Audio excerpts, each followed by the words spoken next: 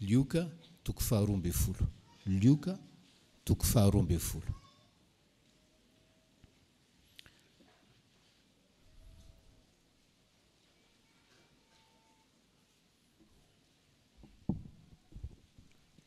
Ny afatry ny tompo atsika ry havana.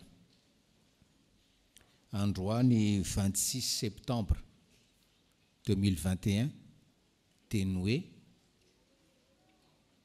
aoka ianao ho sitraky Jesoa. Aoka ianao ho sitraky Jesoa. Ataovy tanjo ny fiainanao. Zany hoe ho sitraky Jesoa izany ataovy tanjo ny fiainanao no sitraky Jesoa.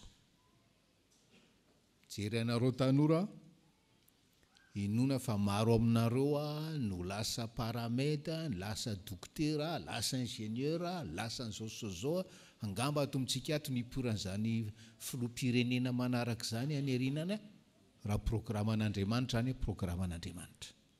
Fa maty antoka ianareo raha tanteraka zany programan'asa sy fianarana zany nefa tsy sitraky Jesoa. Ataovy tanjom-piainana ry havana malalo amin'ny tompo. Zany hoe ho sitraky Jesoa zany. Nandinika ny batisan'i Jesoa tsika herinandro vitsivitsy zay. Raha hanomboka ny asany tety an-tany izy. Dia ny teny avy any an-danitra ny rainy hoe io ny zanako malalako zay sitrako. Ny version seconde hoe en qui je prends plaisir. Rehefa jerena indray second am'le hoe any amin'ny encore 10 any le andiny fadimy naringa an'Andriamanitra izy satria tsy sitrany, satria tsy agréable amin'Andriamanitra. Zany hoe katsao ze mba hoe ho sitrak'Andriamanitra ianao. Firesakitsika ihany fomba fitenitsika ihany hoe namonjy fivoriana tatsy, namonjy lanonana tary, dia miresaka olona eo tsika dia ianona kosaky mba mahafinaritra. Zay io. Katsao ry havana malalo amin'ny tompo ny ho sitrak'Andriamanitra, ny hafinaritra an'Andriamanitra, ny ho agréable amin'Andriamanitra, ny hananan'Andriamanitra plaisir rehefa mijery anao. Fa rehefa tsy zay ny tanjo ny fiainanao, mamita teny ianao, satria faharinganana no miandry anao. Dao raha jerena ny fahamarinana voalohany, omenany izay olona hoe mitady an'izany ho sitraky Jesoa zany.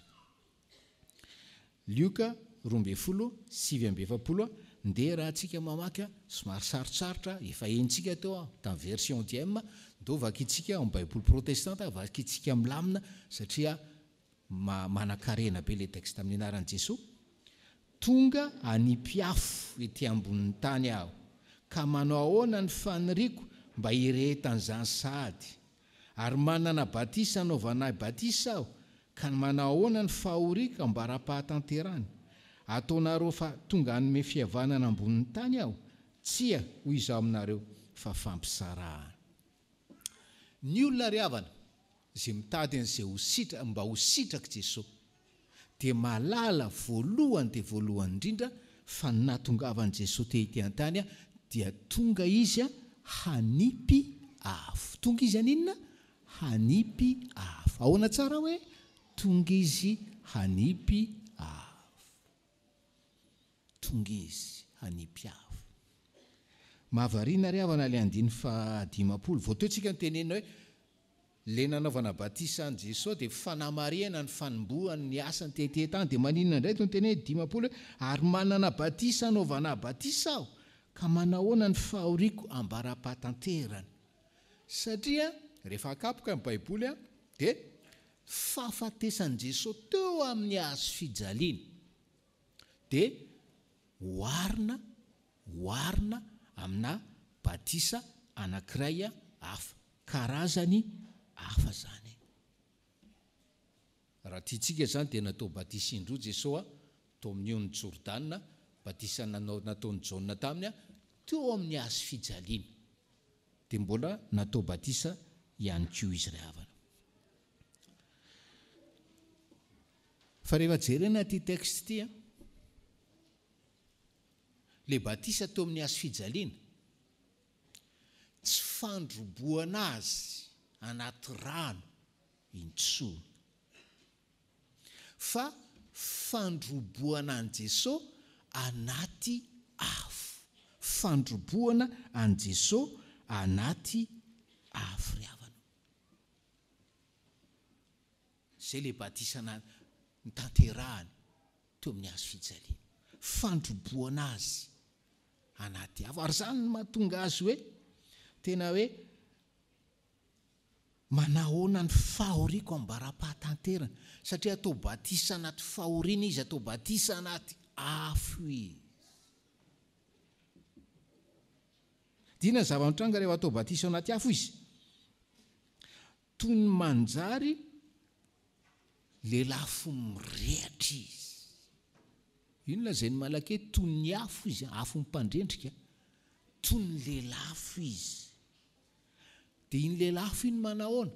Iny le hoe atsipiny ety ambonin'ny tany. Jesosy le tondra afo na le lelafo atsipy ety ambonin'ny tany ry havana. Ary dia izay mandray azy dia mandray an'izany afo zay le izy. Fa maninona ny zava-dehibe ary mampiavaka an Jesosy ry havana? Ty le hoe natao batisa tao amin'ny afo, zay le tadidio itsangakevitra, natao batisa teo amin'ny afo izy, teo amin'ny hazo fijaliana, dia atsipiny iny afo iny. Ary zay mandray azy dia mazava be hoe afo manadio iny, afo manadio. Zay nge le hoe zasenao mpanoty fa mora pitenenana zany hevitra amin'ny ankapobeny zany, fa mila hanim-pazana n'io afo io isika, anadiovana antsika ry havana, andevonana zay fatorana mbola mamatitra atsika. Ary raha tsy mandray an'io afo io ianao, fa ninina finoanao, ninina engagementanao aty am-piangonana, nefa tsy nandray an'io afo io anadioanao io ianao, tsy sitraka Andriamanitra ianao ry havana, tsy sitraka Andriamanitra ianao. Ary dia faharinganana no miandry anao.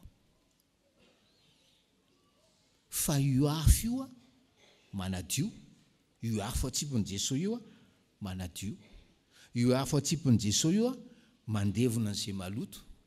Ary farany tena farany, afo mampirehitra izy io, mampirehitra ny fitiavanao azy. Afo mampirehitra ny fitiavanao ny namanao, afo mampirehitra ny fanahinao, iredaredam-pitiavanao amin'Andriamanitra, mba ho fantatrao amin'izay zany hoe inona marina zany relation personnel vetivety ny pastera sy ny afo zany enympilipitra. Za tsy mba manana an'izany, raisy io afo io ry havana, raisy io afo io dia iredaredam-pitiavana ho an' Jesosy amin'izay ianao. Afo maninona? Afo anadio an'ny fonao. Ka rehefa voadio ny fonao dia zay ianao vao mba ho hita hoe tokapo an' Jesosy ianao ry havana, dia sitrany ianao, satria nandray n'izany ny afo zany nanadio ary nampirehitra fitiavana miredareda, mampirehitra zany hoe fitiavanao voalohany ho azy zany, ary fitiavana mampiverina anao amin'izany fitiavanao voalohany ho azy zany. Maro kely ny atsaran'le hira fanevan'ny jobelin'ny pastera. Be dia be na ny pastera raha tsy mahatakatra an'izany rehefa mena azy mitoroteny ianao, le tenin'ny apôstôly Jaona amin'ny apokalipsy dia hoe miverena amin'ny fitiavanao voalohany. Tsy miteny mihitsy hoe miverena amin'ny fitiavana voalohany. Supposeny sika fiangonana fa efa mba nanana izany fitiavana voalohany izany dia teneny verena amin'izany re ianao e.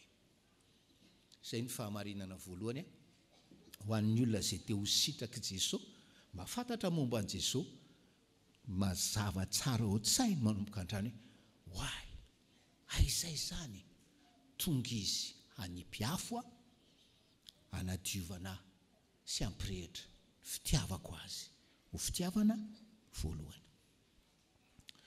Fahamarinana faharoa dia izao.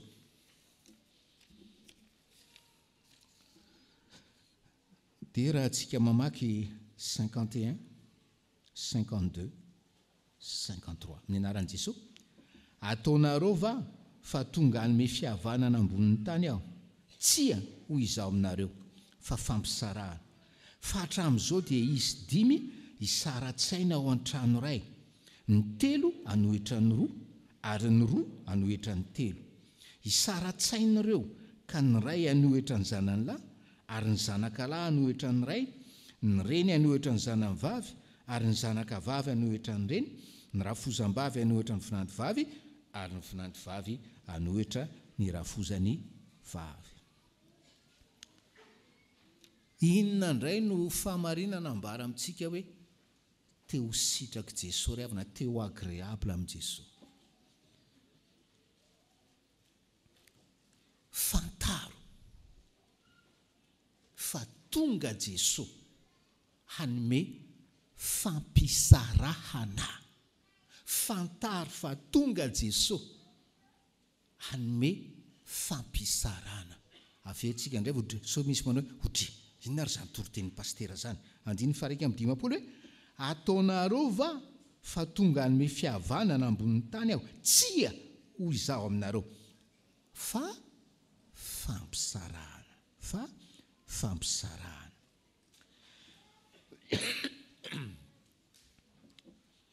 Ahoana moa ry havana amin'ny mahatonga an'izany?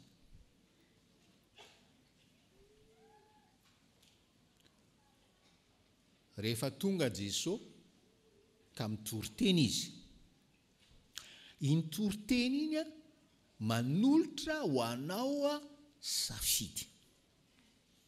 Dia tsy maintsy misafidy ianao. Dia ilay safidy io mampisaraka. Izay ilay tsotra be ohatran'izany ilay izy.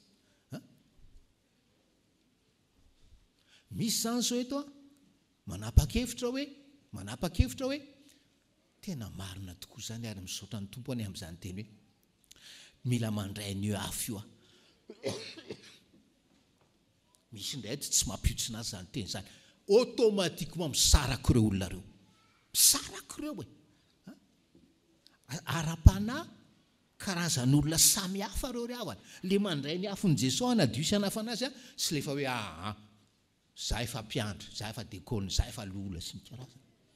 Fandringanana amin'ny miandro anao ry havana, faharinganana amin'ny miandro anao mazava le teny. Ary zao tsy vitany hoe misaraka salama misaraka sokajy, fa le sokajy faharoa le tsy nisafidy nodiovina manenjika fatra-panakina an'le nanao safidy anaraka ny tompo sy hitondra ny azo fijaliana. Automatiquement misaraka fa rehefa miteny ny soratra masina fakatiavy ianareo tahaka ny fifankatiavan'ny pralahy, tsy mikonserna azy roa zany fa le ato kosa ny teneny mifankatiavinareo reo. Reto de toute façon fa akahalanareo ao reo. Rehefa misaraka nareo fa nareo ato no afarako tsara hoe fankatiava. Ary mba hampazava tsara le fampisarahana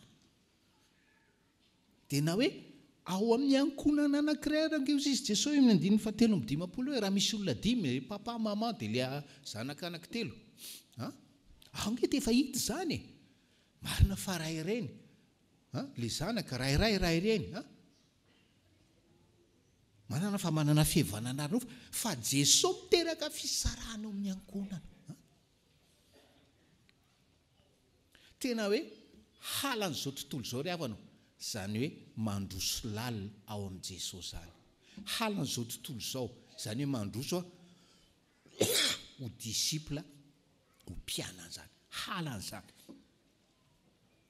Ary dia hoe sofa Jesosy manome exemple hoe ny ray ozy izy anohitra ny zanany, zanany anohitra ny ray, ny reny anohitra ny zanavavy, ny zanavavy anohitra ny reny, ny rafozam-bavy anohitra ny vinantovavy, dia vinantovavy anohitra.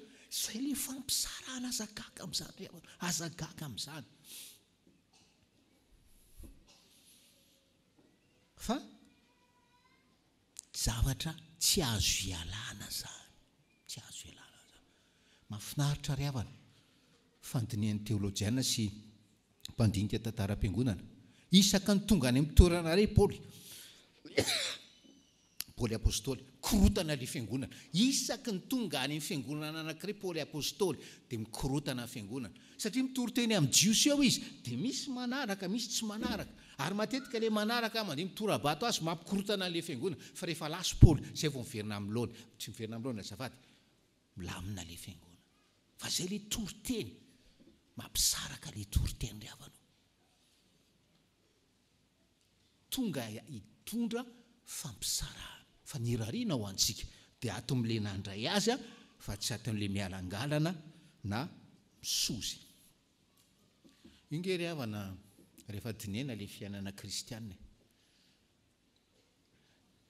raha vao tsy eo amin'ny Kristy ianao aza manantena fihavanana marina zany, na ianao mipivady profon'izany, mpivady mifampitaritarika any amin'ny tribunal, tonga ho azy le fampisarahana na le fisarahana, na dia tsy antony ara-pivavahana aza, tonga foana le fisarahana. Nafinaritra le ohatra hoe nampanonkon'Andriamanitra anankiray izay, ohatra ny triangle ozy izy, ohatra ny triangle fifandraisan'ny olombelona sy Andriamanitra. Le triangle zany dia ohatra zao, aty le lohan'le triangle ambony eo Jesosy, dia iny zany le côtén'le triangle ohatra zao, dia ato le baziny. Raha ato le lohan'le triangle manao an'izao, andeha atao hoe resaka fanambadiana, ato le lehilahy, ato le vehivavy. Ianao mieritreritra hoe ny fifandraisana akaiky indrindra dia manao an'izao. Mety ho marina zany, io ny lalana akaiky indrindra, io ny fifandraisana akaiky indrindra, mety ho marina zany. Fa misy fotoana io goragora, fantatsika izany. Misy fotoana io korotana, misy fotoana io tapaka tsotra izao, izay le divorce. Foana ny lazaina hoe ny fifandraisana tena matotra, ny fifandraisana tena, ny fihavanana tena mafiorina dia ao amin'i Jesosy. Iny andikan'izany ry havana.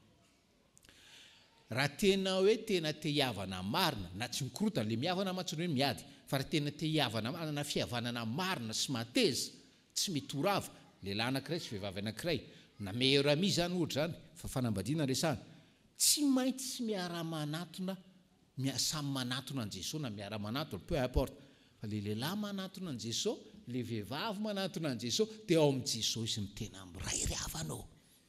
Zany io. Fa manofy ataondra ianao raha hoe tsy mila an' Jesosy ianao, fa hoe zay tena mifankaty sy ny karazana. Zay zany le fahamarinana faharoa ry havana hoe fataro fa Jesosy tonga hanome fampisarahana, fa ary faharoa hoe mampisaraka sy mandray an'le afo sy tsy mandray an'le afo, tena misaraka roa. Ary faharoa manarakarak' izany fataro, fa raha te hanorina fihavanana marina ianao, mari-pototra ianao, tsy misy avatsy ny hanorenana an'izany fihavanana izany ao amin'ny Jesosy Kristy. Korintianina voalohany 10.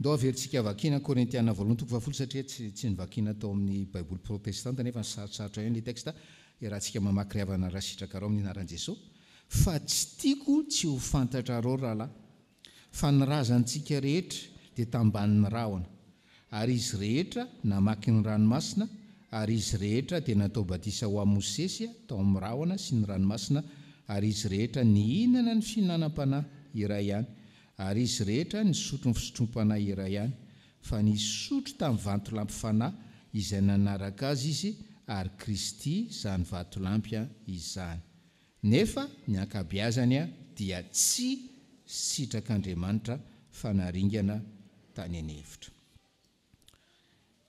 Le fahamarinana fahatelo ho anao izay mitady an'izany hoe fiainana toetra sitraky Jesosy zany dia fantaro mazava manomboka anio fa manaraka anao hatraizatraiza Jesosy manaraka anao aza tafin'ny tohina ry havana fa zay no lazainy sotra manaraka izy manaraka misuivre izy zatra sika hoe meteza ho tarehan Jesosy eny zany no izy fa eto zany mba misy hoe endrika anankiray anazavana amintsika zany hoe fiaran-dalana amin'i Jesosy zany fataro fa manaraka anao mandrakariva Jesosy ry havanao fataro fa manaraka anao mandrakariva izy. Le fahamarinana voalohany dia hoe Jesosy tonga ninona hanimpiafo averina indray mandeha hoe Jesosy tonga hanimpiafo faharoa Jesosy tonga ninona hanome fampisarahana ary fahamarinana fahatelo Jesosy manaraka antsika hatraiza hatraiza.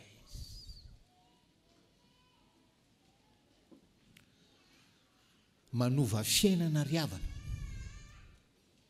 fahafantarany manaraka miaraka amiko zany izy tsy foiny azany tsy rery mihitsy azany ninina circonstance ary zay lazain'ny apôstôly Paoly eto amin'ny 5 ary izy rehetra nisotro ny fisotrom-panahy iray ihany fa nisotro tamin'ny vatolampy fanahy izay nanaraka azy izy ary Kristy zany vatolampy izany. Maninona ry havana maninona ny mba hoe niaraka taminy ihany Kristy hatramin'izany nefa mbola ny farany reto ringana ihany. Naninona reto zanak'Israely reto no toloran'Andriamanitra fitahiana tsy manaparo hatramin'izay nanafany azy avy tany Egypta maninona no ringana tamin'ny fandringanana goavambe nahoana ary zany no tia ny tompo atao fananarana antsika ry havana mba tsy faly fotsiny tsika isan'andro hoe misotra anao zay Jehovah ary aza tsy manadiny ny fitahianao rehetra zahay nefa ny faringanana no efarahana. Reto zanak'Israely reto araka ny lazain'ny soratra masina teo dia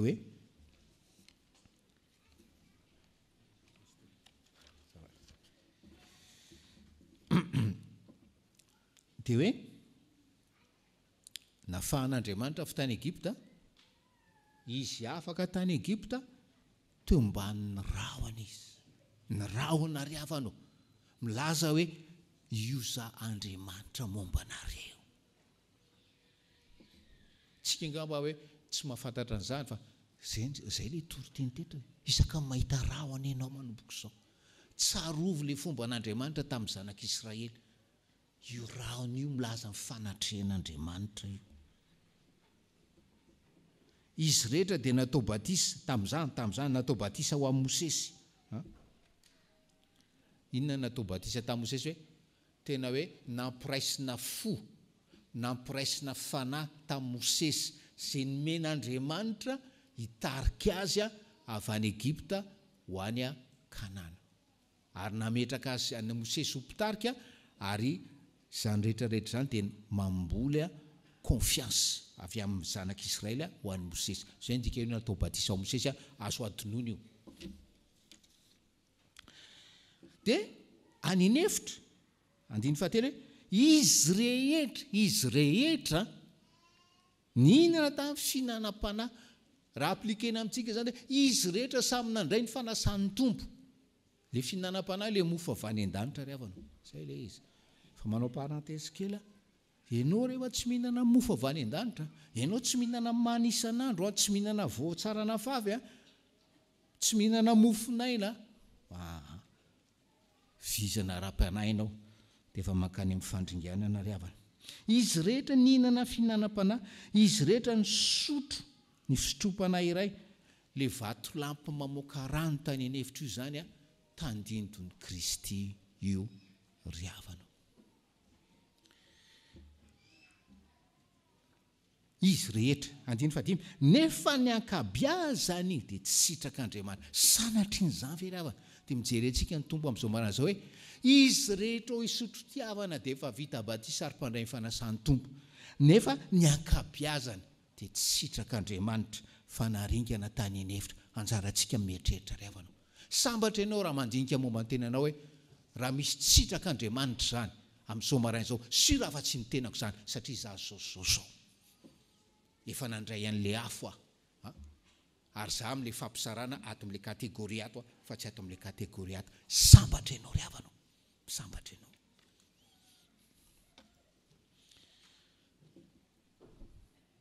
fa naninona ary naninona ny tsy sitrak'Andriamanitra faran'izay tsotra ny valiny ry havana anankiroa valiny valiny voalohany dia zao ary zay le fo tsy voadio zay le fanahy tsy mireham-pitiavana maniry hoe fifandraisana velona amin'Andriamanitra tsy nahay ny sotra tsy nahay nankasitraka tamin'ny fitahiana rehetra nalotsak'Andriamanitra taminy ny zanak'Israely ohatran'ny enfant gâté ohatran'ny enfant pourri be dia be ny kristianina ohatran'izany ry havanao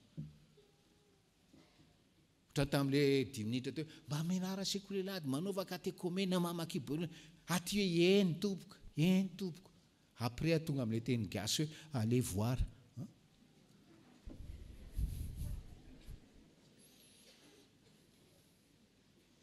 zany ry havana lesona amin'io mahaiza misaotra amin'izay fitahinan'ny raisinao fa misy zany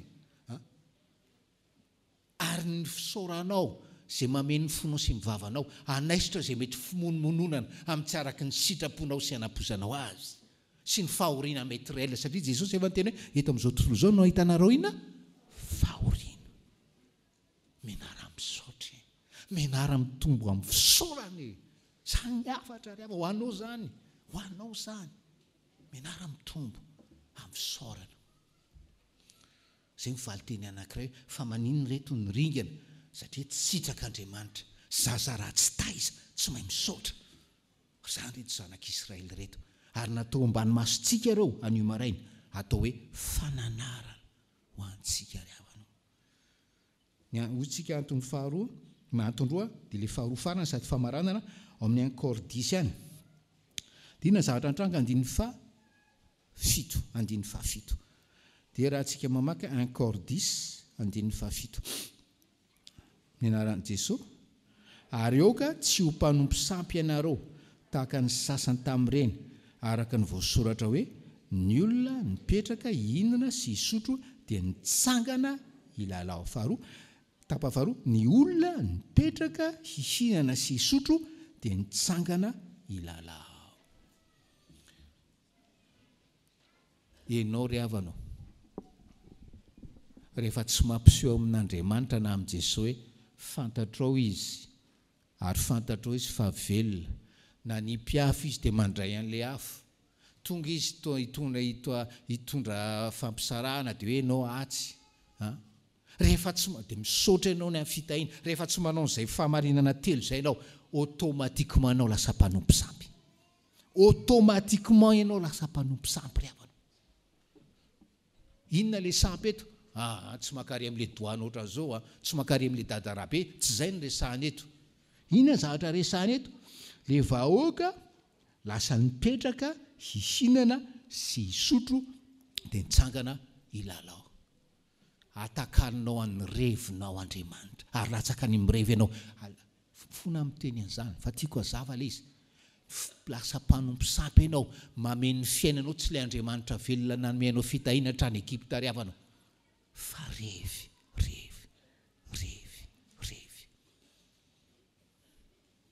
Mafatra-po hito aty ianao, hitan'ny olona re ianao mirevy, mpiandro ohatran'izao ianao, fa tsy mahalala an'i Jesosy velona ianao, hitan'ny olona re ianao ohatran'izao, mpanompo sampy ianao. Sy atakaninao ilay Andriamanitra velona egalina sampy, eto lalao. Ary lalao ratsy satria ao anatin'ny tontolon'ny fihinanana sy ny fisotroana, fimamoana. Ary automatiquement ve fa efa tsy lavitra eo ny fitsangatsangana. Izany nahatonga an'ireto zanak'Israely reto ho ringana ny akapiazany. Le lalao eto ry havana, le hoe ny olona mipetraka hihinana sy hisotro dia nitsangana hilalao. Fa nilazaiko teto ity zavatra ity. Le lalao eto dia hoe se divertir. Tsisy maratsy n'le divertir hoe divertissement. Rehefa tsy ao anatin'ny tontolony fimamoana le izy. Zay anankiray zay. Ary nazana anareo manamarika any entre parenthèses fa rehefa ao anatin'izany tontolon'ny lalao ratsy izany, mihinana sy misotro, ao ihany koa ny teny ratsy vararaka, mahavariana, teny zavatra tsotra, tsy maintsy asiana, teny zavatra tsotra, tsy maintsy asiana, teny ratsy, teny vetaveta, mahavariana. Zay io. Dia le hoe pour se divertir, nafinaritra tenina théologienne anankiray zay. Le divertir ozy izy name le divertissement, ary tena ilaina le hoe mba indraindray miasa be anao, mianatra be anao dia manao loisir divertissement. Fa le divertir ozy izy dia zao, name ihany koa le voambolana teo frantsay hoe diversion. Zany hoe manao diversion zany mahatonga anao anadino zavatra, ny tena izy. Dia ozy izy le mpanompon'Andriamanitra io. Le divertissement zany lasa indraindray rehefa tafahoatra le izy indrindra tontolo ratsy, mahatonga anao anadino an'Andriamanitra velona. Mahatonga anao anadino fa ao aloha misy fahafatesana. Mahatonga anao anadino hoe manao diversion, mahatonga anao anadino hoe ao ambadiky ny fahafatesana nge ka misy fitsarany. Zay ry havana no afatra ho antsika, zay ny afatra ho antsika. Katsao zany hoe ho sitrak'Andriamanitra zany. Katsao zany hoe ho agréable, ho mahafinaritra an'Andriamanitra zany. Zany ny afatra ho antsika. Ary ho anareo zay mikatsaka an'izany, satria raha araka ny tenin'izany tsy 100% amintsika ny hikatsaka an'izany amin'izao maraina izao.